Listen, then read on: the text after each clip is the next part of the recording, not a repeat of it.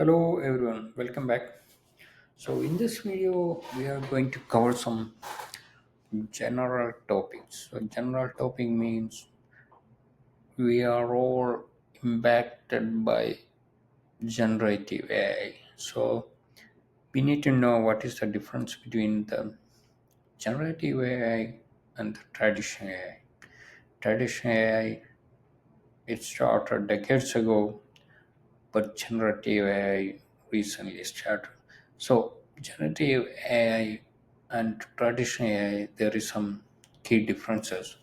So whenever we are dealing with generative AI, we need to understand the difference. That's the main thing. So generative AI refers to artificial intelligence system designed to create new content, data or solutions. So if you need the code, if you need the images, if you need the articles, so the generative AI will do that things.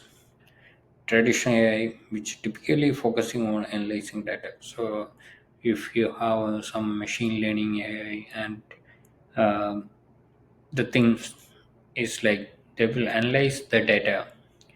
How we will use that data is based on the business requirements. So in this case, the main purpose is generating the data. That's the thing in generative AI. So creation of original content, learning from data. That's part of traditional AI, and also for this one. So type of generative AI models: generative adversarial network, to neural network generator and discriminator to create a realistic data, images, and evaluate it. Variation of autoencoders models that generate new data based on probabilistic encoding. So the main purpose is the generating data. Generate text or code based on the language pattern from learn from various datasets. So all the learning and other things are basically almost similar to the traditional AI. Applications include text generation, GPT, image creation, music composition, so video synthesis, drug discovery, and code generation.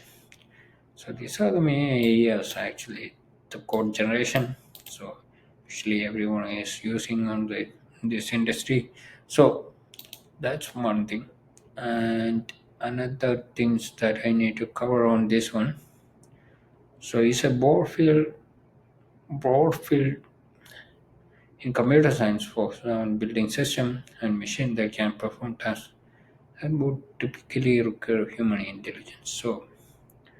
If these systems learn, so typically require human intelligence. But in this case, we are making system to learn from that. These tasks include problem solving, learning, understanding natural languages. Generative AI is a subset of AI that focus specifically on creating new data, content, or solution. Unlike traditional AI, which primarily analyze data and make prediction or decision, generative AI generates new original output based on learned patterns. It's particularly powerful for create tasks like generating text, music, images, and more. AI in scope, it's a different broad field covering everything from basic automation and decision making to complex learning models and robotics. Content generation is the main thing on the generative AI. Typically designed for tasks like classifying data, making prediction, performing tasks autonomously. So generative AI designed to create new content, simulate environment, or produce data that resemble the training input. So AI involves both. So that's a purpose. That's a scope. Purpose almost same. Learning approach. involve both supervised and supervised learning for tasks like data analysis and prediction. These are the models that use for the generative AI. And the other one, self-driving cars and everything using AI, generative AI primarily used for generating text, music, videos, or something else. Facial recognition systems, chatbot, autonomous vehicle, these all AIs and GPT for text generation and other things. Generative AI is specific subset focused on creating new content. So that's the thing in generative AI. So that's all about that topic. But uh, I'm looking to share a video. So link. So that probably guys can use. That probably you guys can use. You can learn from that. It's a very good one. Generative AI in nutshell: how to survive and thrive in the age of AI. So I probably share the link with my video description, so we can so you can go through these. So almost only 17 minutes. I will cover everything, including ChatGPT. So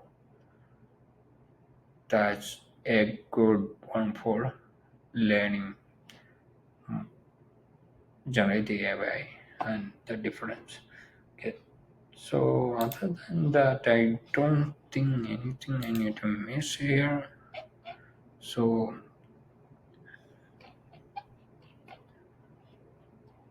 training model, training model. I don't think that we need uh, that's here. Uh, with explain chat GPT, maybe that's another one. It's a conversational AI model.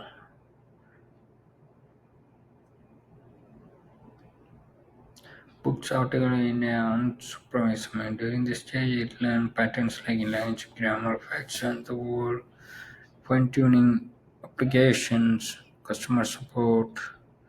Okay, so there is another one. Probably